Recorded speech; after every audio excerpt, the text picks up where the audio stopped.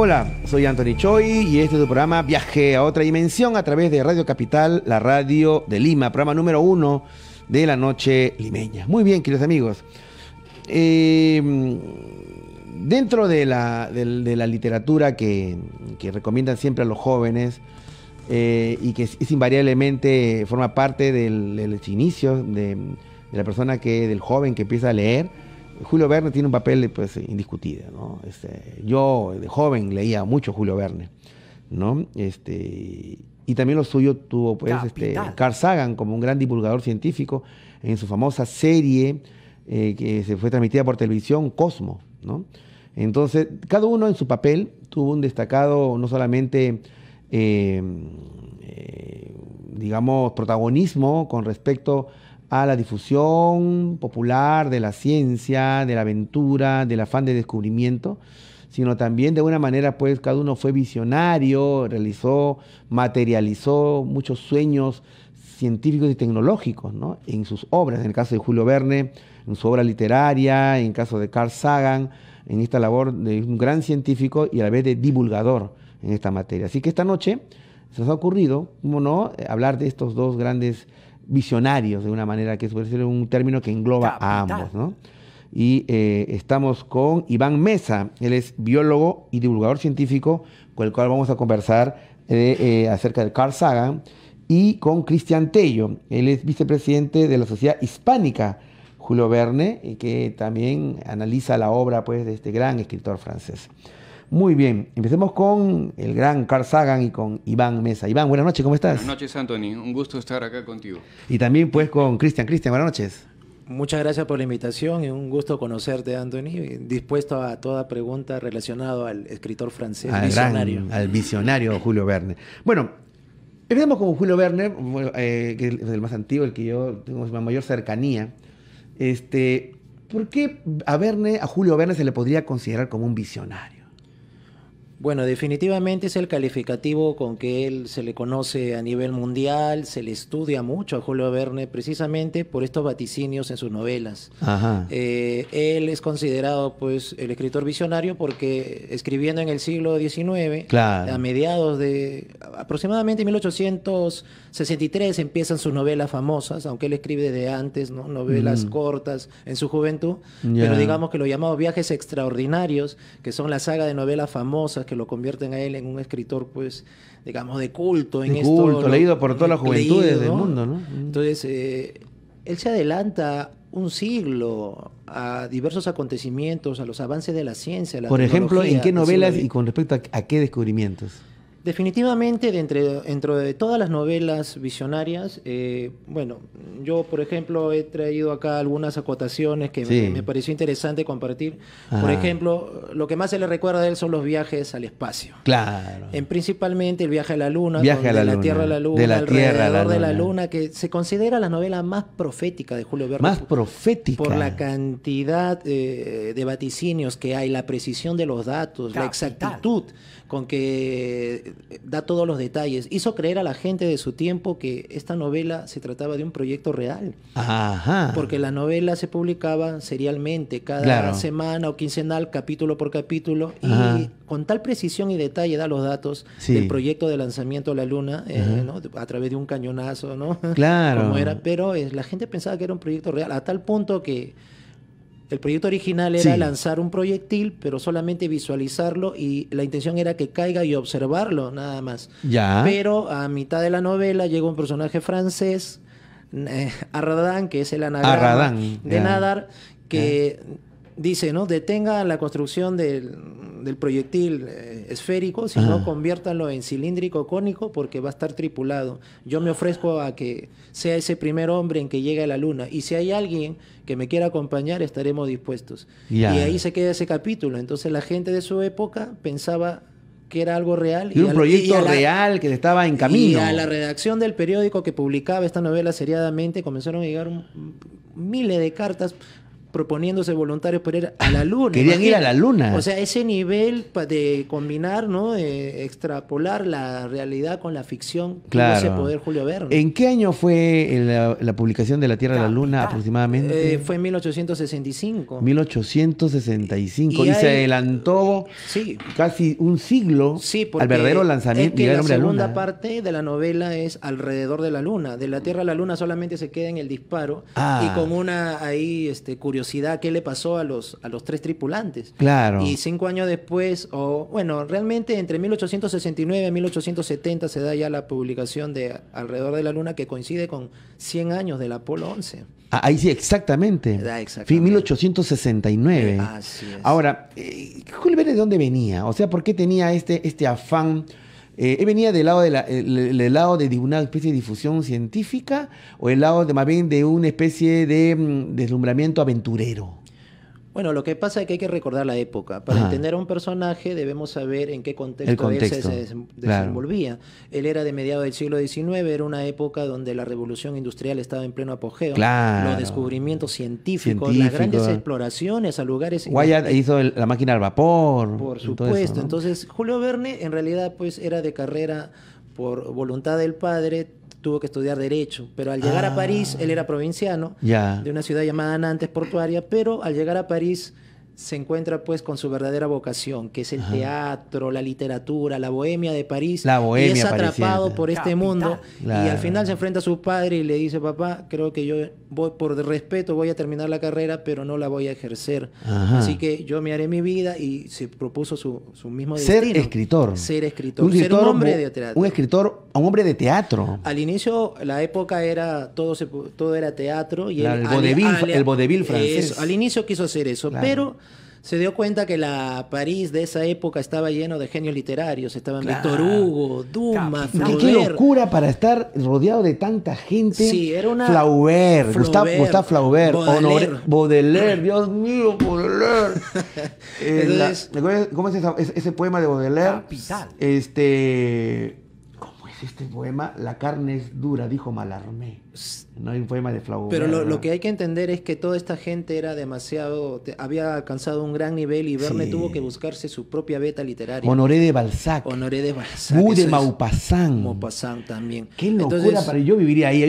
Yo cambio. Entonces Verne, siendo un personaje provinciano, quiso explorar algo nuevo para su literatura, porque no podía competir con ellos. Capital. Entonces dijo: bueno, la ciencia está progresando tanto, entonces le gustó estudiar todo lo que era ya lo relativo a las exploraciones, los viajes, y ahí comenzó su búsqueda. Entonces, claro, porque yo entiendo, un hombre de teatro, de espectáculo, digamos, pero que se orientó hacia el lado de la ciencia, ¿no? Fue atraído por el lado científico. Y ¿no? propuso crear la novela de la ciencia, y le llevó 10 años de estudios propios. Se preparó él solo para poder abordar este gran proyecto literario. Ahora, en el caso, como tú dices, que la novela de La Tierra a la Luna, que es la más profética, para nuestro público que nos está escuchando en Radio Capital, ¿cuáles son las coincidencias entre la novela, escrita en 1869, 100 años antes de que el hombre realmente efectuara el viaje a la Luna, entre la novela y el hecho real? Es abundante, porque desde un inicio Verne predice el nacimiento de la NASA misma. Ah, sí. ¿Por qué? Porque digamos, el Gun Club, que era el Club del Cañón, eran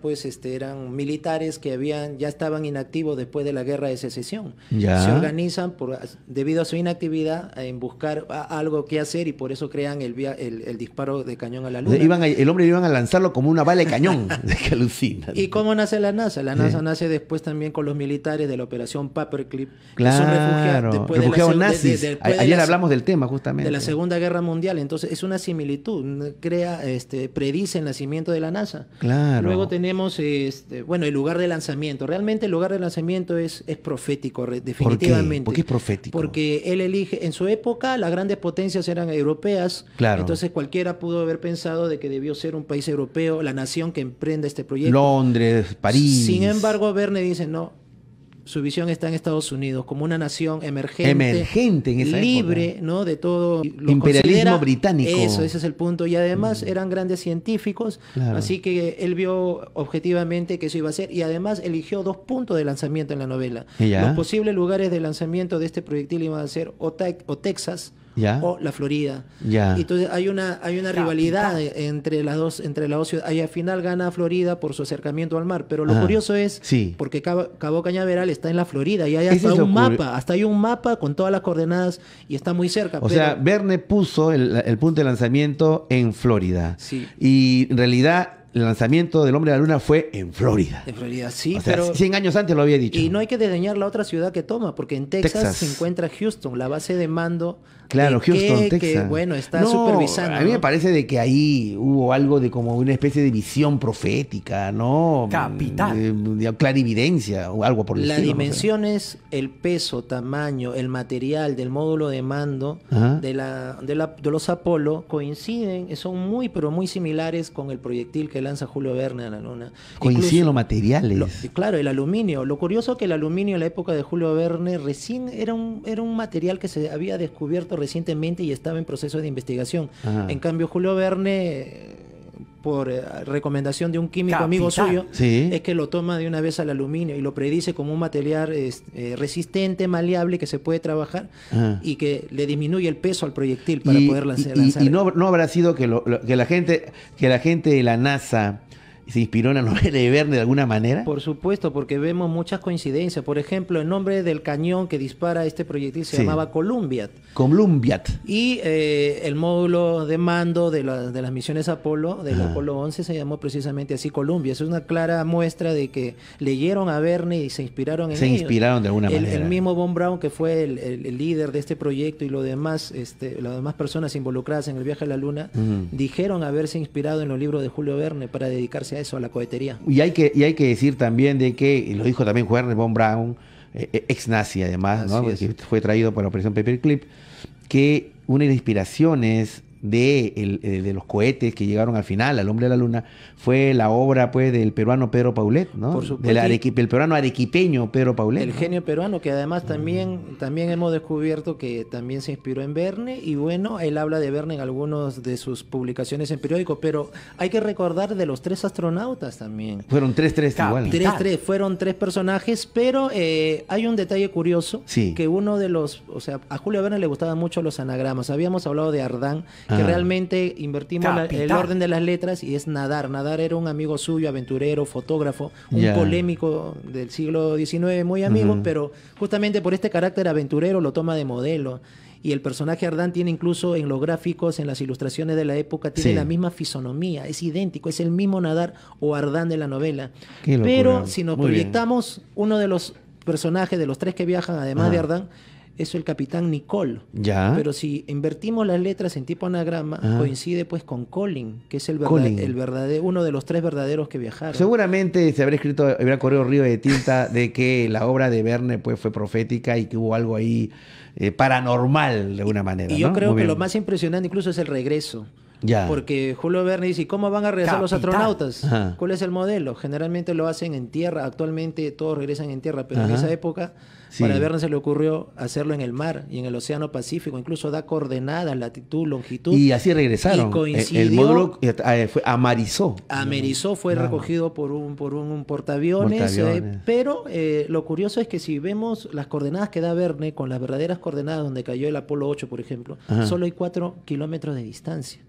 O sea, es una exactitud tremenda para un mar como el Océano Pacífico, que es y una coincidencia inmenso, que va más allá de las posibilidades, ¿no? De una posibilidad. En fin, sí, sería interesante seguir hablando con Cristian Tello, ¿no es cierto? ¿Qué otras exactitudes o adelantos visionarios tuvo en tecnología Verne, ¿no?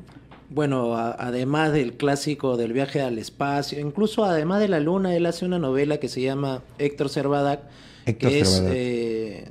Que es un viaje ya alrededor de todo el sistema solar. Ajá. O sea, la visión de Verne no solamente se quedaba en la Luna, ¿no? Sino también en su época, hasta los planetas, los 8 planetas que se conocían hasta su época, Sí. hace un viaje a su personaje, lo lleva en un cometa.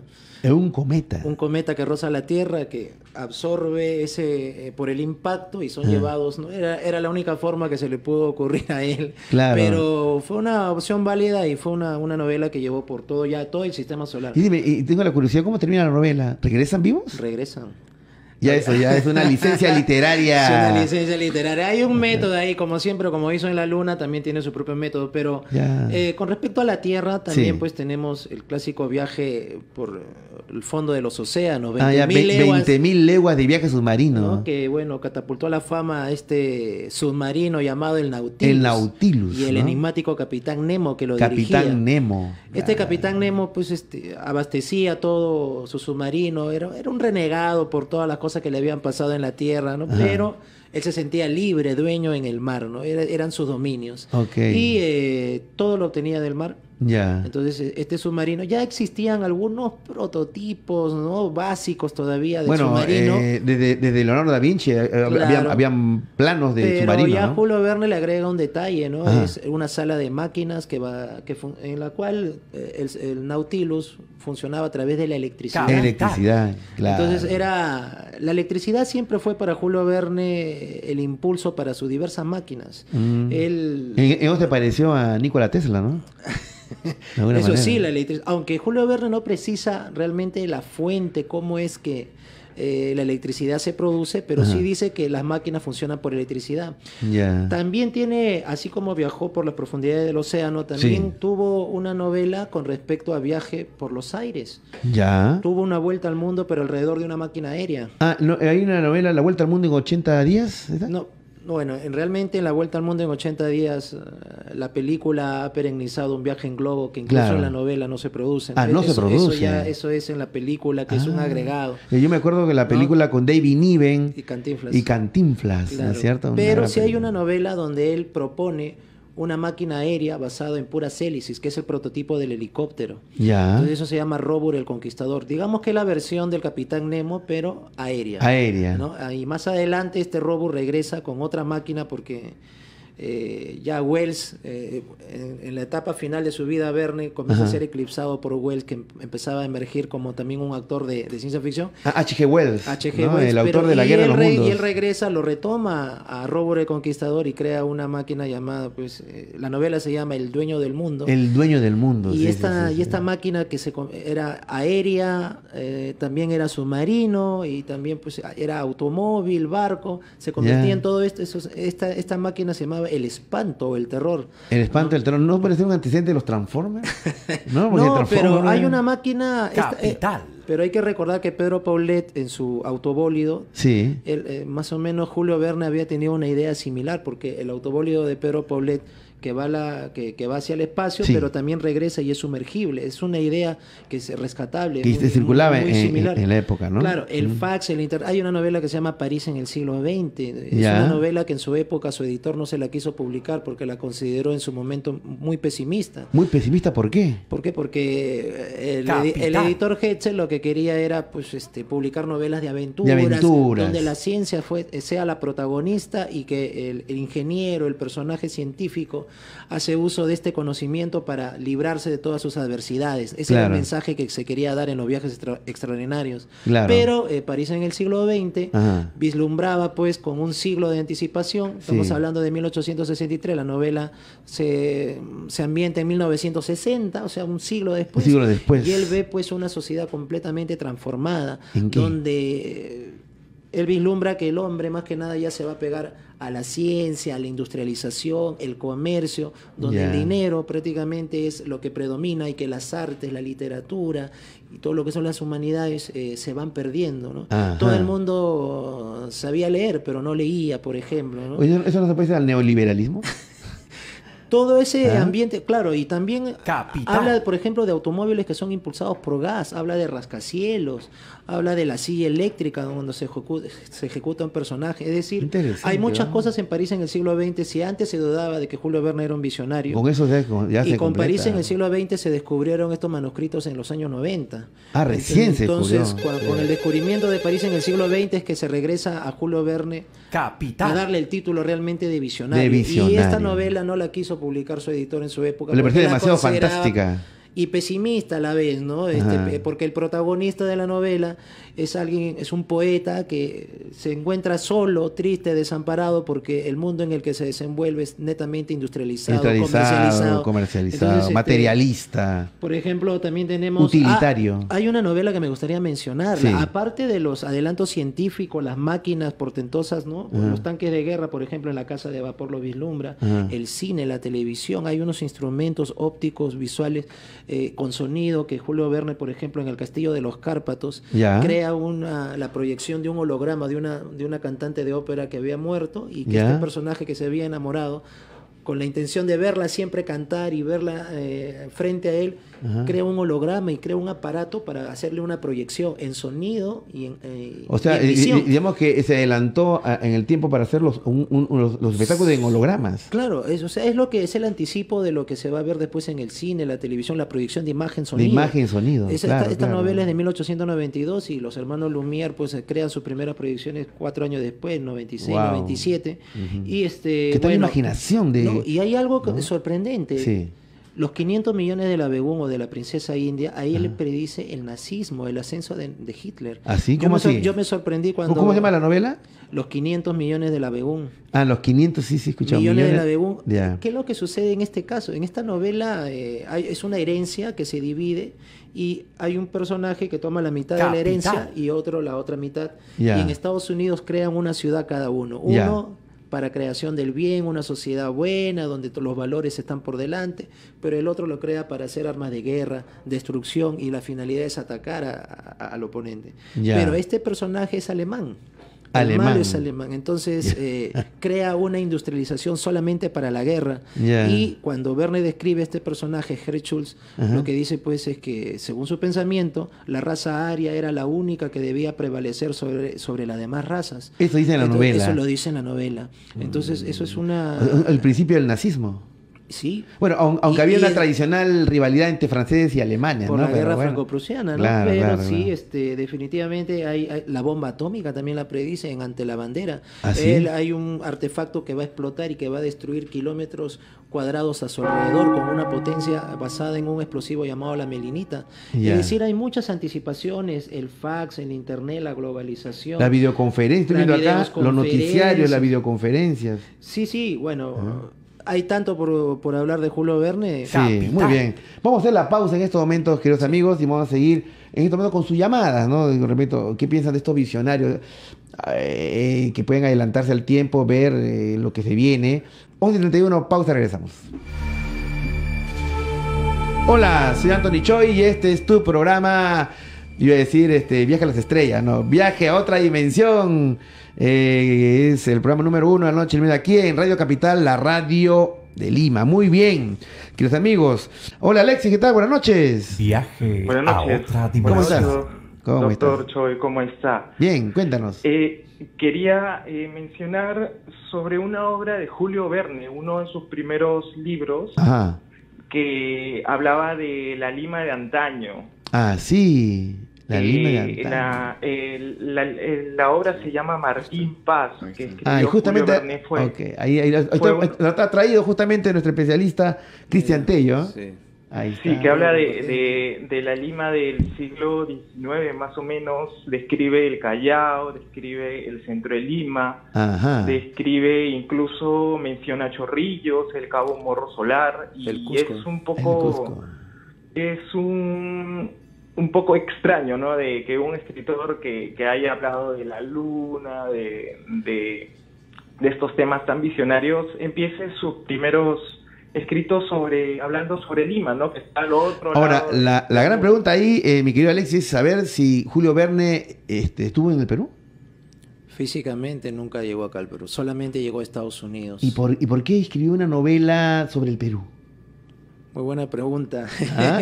No, porque es una cosa loca de que escriba, como dice Alexis, con tantos detalles de Chorrillo, Callao, y nunca estuvo acá. Sí, pero yo quisiera responder porque creo que nos compete como peruanos, hablando, muy aparte del tema visionario de Julio Verne. Este escritor francés tenía un propósito de, como él mismo dijo en alguna carta, pintar toda la tierra. Se refería a que todos sus personajes, todos sus libros, en algún momento iban a producirse en algún país del planeta, hasta ocupar. Debía haber un libro en todo lado. El libro Martín Paz, hay que recordar, es un relato corto. Martín Paz, el maestro Zacarías. Sí, Martín Paz es la historia de un indio, pero se escribió en 1852. Julio Verne tenía solamente 24 años. Y escribió sobre el Perú. Sí, escribió sobre el Perú. Pero ¿por qué escribe sobre el Perú? Eso. Él tenía 24 años, comenté al inicio de que él vino de Nantes, era provinciano, se queda en París a forjar su propio destino y se hace amigo pues de muchos personajes ahí relacionados con la historia y los conocimientos que él quería adquirir, pero hay un detalle, hay un pintor peruano llamado Ignacio Merino, muy famoso, Ignacio Merino, que él pues pintaba justamente sus acuarelas, hacía sus pinturas con respecto a la Lima colonial. Y él iba a Francia y a varios sitios de Europa a publicitar, a hacer exposiciones de sus pinturas. Y Julio Verne, él trabajaba en una revista que se llamaba El Museo de las Familias, que le dieron la primera oportunidad para que él escriba algunos relatos. Entonces, en esa revista donde él escribe, reproducen las acuarelas de Ignacio Merino. Él tuvo una visión del Perú a partir de las acuarelas de Merino. De Ignacio Merino. Del pintor Merino. Entonces, él prácticamente se enamora de esas costumbres peruanas Sí, porque hay detalles que habla acá sobre Lima, sobre el Perú. Hay aquí un relato, hay una parte que dice, los indios salieron y se dispersaron. El Sambo se quedó solo con Manangani, que le preguntó, ¿sabe el Sambo qué sentimiento conducía aquella noche a su hijo al barrio de San Lázaro? O sea, da detalles. Ahí habla de Lima, habla del Callao, como dijo el oyente, habla de Chorrillos. Pero la Lima del siglo XIX. Pero es en realidad son los primeros años de la República, donde todavía se tiene el tema de la esclavitud y los indígenas quieren hacer una rebelión contra los españoles, que aunque se ha proclamado ya la independencia porque habla de Bolívar, habla de los principales caudillos. Es interesante, nosotros estamos buscando como sociedad hispánica que alguien acá en el Perú se interese, por ejemplo, en traducir, digamos, al quechua, y de repente que sea Martín Paz la primera obra de Julio Verne traducida a este idioma peruano neto y que lo conozcan en todo el Perú, no solo lo de habla española, sino también en idioma quechua. Ahora, hay también de detrás que tradicionalmente ha habido un gran interés de los franceses por el Perú. Eso sí, claro. Es una cosa, ahí la frase vale un Perú, es una frase que los franceses tienen en su uso cotidiano del habla, que representa, vale algo muy importante, ¿no? O sea, en la familia francesa se dice esa frase, vale un Perú, y hay inclusive un famoso Tintín, los dibujos animados de Tintín, que está inspirado en Tintín y los viajes al Perú, ¿no es cierto? Hergé, creo que no. Claro, Hergé, claro. Y una cosita adicional, ahí también hay un francés llamado Thierry Jamin, que está apasionado por el fraude de la momia Nazca también, ese es otro. O sea, pero Anthony, quisiera mencionar que no es la única obra que Verne habla del Perú. En realidad, Verne habla del Perú en mucho de su obra. Habla hay otra novela que se llama La Jangada, que es un viaje desde Iquitos a través del río Amazonas para llegar hasta Brasil, con toda una historia de un criptograma de por medio. Sí, hay incluso un libro donde Julio Verne habla de la historia del Perú como un historiador. Porque él hacía obras en el Perú. Sí, habló mucho de los peruanos. No en los Andes, no en otro país, en el Perú. Es más, el primer recuerdo de un viaje que hace Julio Verne con uno de sus amigos Signar hacia lo que es Escandinavia, él en su relato, él ¿qué es lo que hacía? Cuando viajaba tomaba apuntes, anotaciones. En sus viajes, entonces eso después los utilizaba para sus novelas. Y cuando sale por primera vez de Francia, en su anotación personal, en su cuadernillo, en su blog de notas, o se le puede su bitácora, él dice, bueno, y ahora me estoy saliendo de Francia y me creo un explorador, comienzo a pensar que voy a llegar como francés con mi bandera y voy a llegar a tal sitio. Imagino que llego a California, que llego a tal sitio, y me imagino llegando al Perú. Perú. Es la anotación más temprana que se conoce de Julio Verne y lo hace de una forma personal y luego eso incluso ya se publica como un relato corto inédito de él, ¿no? Qué interesante, muy bien. No, sí, hay entre la cultura gala francesa y el Perú hay una cierta atracción. A ver, tenemos otra llamada. Aló, buenas noches. Hola. Hola, Álvaro, ¿qué tal? Buenas noches, ¿cómo estás? ¿Qué tal? Buenas noches. Un saludo para mi amigo Cristian Tello. Ajá. Hola Álvaro, ¿qué tal? Qué gusto escucharte. Sí, bueno, yo quería hacer algunos comentarios. En principio, una pequeña precisión a lo que dijiste sobre la frase de los franceses sobre el Perú. Ajá. Los franceses en realidad tienen una frase más bacán todavía. Ajá. Ni que fuera el Perú. Ah, ni que fuera el Perú. C'est pas le Perú. Es una frase, ¿no? Claro. Más bien la que tú dices, vale un Perú, es una frase española. Español. Ah, ok. Bueno, vale la precisión. Hay otra frase, ¿no? Que vale estamos en jauja. Estamos en lo mejorcito. Ah, sí, estamos en jauja, claro. Sí. Quería preguntar, ¿qué opinaba, pues de verdad que desconozco, qué opinaba Sagan sobre Verne? Y hacer un comentario. Sí. Algo que estoy seguro que a Cristian no le va a gustar mucho. Ajá. En el siglo XIX sí. se ponen de moda los vinos Mariani, que son hechos en base a coca. Ya, vinos Mariani. ¿En dónde? ¿En París? En Francia, sí. En Francia en general. Mariani era un italiano. Ya. Recontra marquetero. Ya. Que le mandaba cajas de vino a las personalidades. Ya. Y, por ejemplo, le mandó al Papa. Ajá. Y el Papa le gustó tanto que aceptó que poner su rostro en la etiqueta. Entonces le llamaban el vino del Papa. Ya, ok.